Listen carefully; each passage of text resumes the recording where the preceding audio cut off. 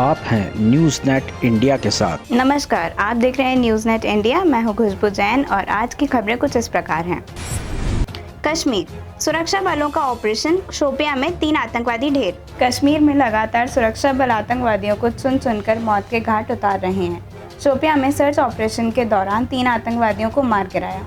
शोपियां के हादीपुरा में कल शाम से चल रहे संयुक्त ऑपरेशन में एक AK-47 और एक पिस्टल बरामद किया है।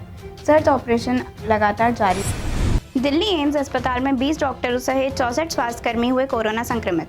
राजधानी दिल्ली अखिल भारतीय आयुर्विज्ञान संस्था में भी 64 स्वास्थ्यकर्मियों के कोरोना संक्रमित होने की पुष्टि हुई है। ये सभी पिछले 10 दिनों में कोरोना संक्रमित मिले हैं।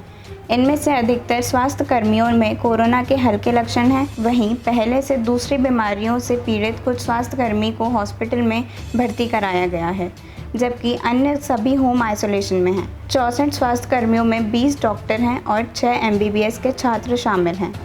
संक्रमित स्वास्थ्यकर्मियों में सबसे अधिक संख्या नर्सिंग कर्मचारियों की है। केंद्रीय कर्मचारियों और पेंशनरों को मिलेगी जल्दी खुशखबरी। बीते दिनों पहले ये खबर आई थी कि सेंट्रल गवर्नमेंट अपने कर्मचारियों का DA बढ़ाने पर विचार कर रही है, जिसकी घोषणा होली से पहले होनी थी, लेकिन मोदी सरकार ने किसी प्रकार का ऐलान नहीं किया। फिलहाल महंगाई भत्ता 17% मिलता है। अगर केंद्रीय कर्मचारियों का महंगाई भत्ता 4% बढ़ता है तो सैलरी में भी इजाफा होगा। मीडिया रिपोर्ट्स के अनुसार ये बढ़ोतरी जून 2021 तक हो सकती है। गौरतलब है कि राज्य वित्त मंत्री अनुराग ठाकुर ने कहा है कि सरकार जुलाई महीने में कर्मचारियों की DA की बकाया किश्त जारी कर सकती है।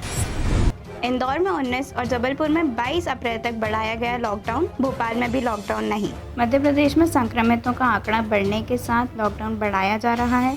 सरकार इंदौर के साथ राऊ, महू, शाजापुर, उज्जैन शहरों में 19 अप्रैल तक लॉकडाउन रहेगा। वहीं बड़वानी, राजगढ़, विदिशा जिले में भी 19 अप्रैल तक लॉकडाउन रहेगा।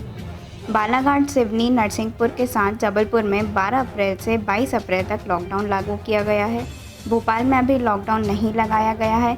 यह घोषणा भोपाल कलेक्टर श्री लवानिया ने की। माननीय मुख्यमंत्री महोदय ने कहा है, उद्देश्य पूरी तरह से लॉकडाउन करके सभी गतिविधियां ठप करने का नहीं है। हम लोग स्वयं समझते हैं कि इस समय कुछ गतिविधियां जैसे कि वैक्सीनेशन हो गया, मेडिकल सर्विसेज हो गई, उन सबका सतत चलते रहना बहुत आवश्यक है। तो क्राइसिस मैनेजमेंट पे चर्चा करके इसी प्रकार का निर्णय लिया जाएगा। नागपुर के कोविड अस्पताल में लगी भीषण आग, 4 की मौत। महाराष्ट्र के नागपुर में रात को एक कोविड-19 अस्पताल में आग लग जाने से 4 लोगों की मौत हो गई और कुछ अन्य लोग घायल हो गए। मरने वाले लोगों में एक महिला भी शामिल है।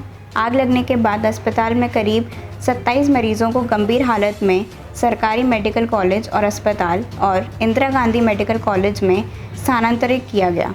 नागपुर के अस्पताल में आग लगने से लोगों की मौत पर प्रधानमंत्री नरेंद्र मोदी ने दुख व्यक्त किया। कोरोना रोकथाम के लिए लोग कर रहे अलग अलग तरह के टोटके। कोरोना संक्रमण के चलते लोग अलग अलग तरह के टोटके करते नजर आए हैं। जहां शुरुआत थाली बजाने से हुई, फिर दिए जलाए गए। रोज़ नई नई खबरें सामने आ रही हैं।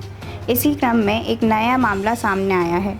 मामला है इंदौर शहर का, जहां मंत्री उषा ठाकुर ने एयरपोर्ट पर पूजा पाठ प्रारंभ कर दिया। उनका मानना है कि ऐसा करने से कोरोना संक्रमण चला जाएगा।